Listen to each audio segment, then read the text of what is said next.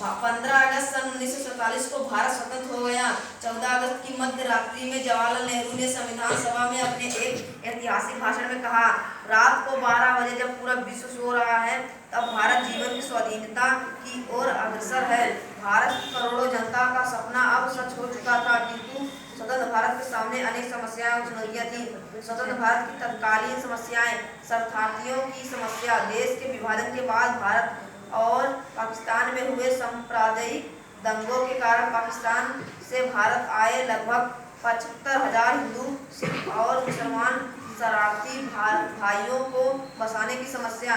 निदान: भारत सरकार ने करोड़ों रुपए खर्च करके इन शरणार्थियों को बसाया। शरणार्थियों को बने हुए मकान एवं भूमि दी गई।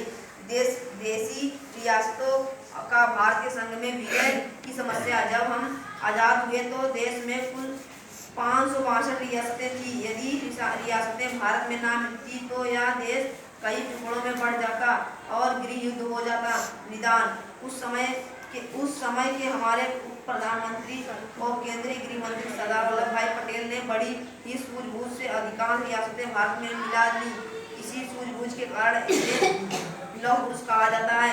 पाकिस्तान का भारत पर आक्रमण। स्वतंत्रता के तुरंत बाद पाकिस्तानी कबायलियों ने कश्मीर में धावा बोलकर तिहाई भाग पर अधिकार कर लिया। कश्मीर के महाराजा ने भारत में सम्मिलित होने की अपील की।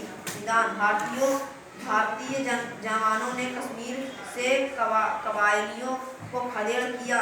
कश्मीर भारत का विभिन्न अंग बन गया। कश्मीर का 1/3 हिस्से पर पाकिस्तान का आज भी अनाधिकृत कब्जा है। आर्थिक समस्या। स्वतंत्रता के बाद कृषि की स्थिति अच्छी नहीं थी।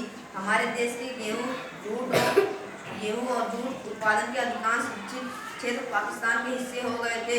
देश में बड़ी जनसंख्या के कारण खाद्यान्न की समस्या थी। गेहूं विदेश से आयात किया जाता था। निदान: सरकार के लगातार प्रयास के कारण देश में खाद्यान्नों का उत्पादन बढ़ा। इसके लिए जमींदारी प्रथा को समाप्त किया गया और काश्तकारों को भूमि दी गई। आज हमारे देश में खाद्यान्न दूसरे देशों के निर्यात भी किया जाता है। स्वराज की चुनौतियां। Sit down.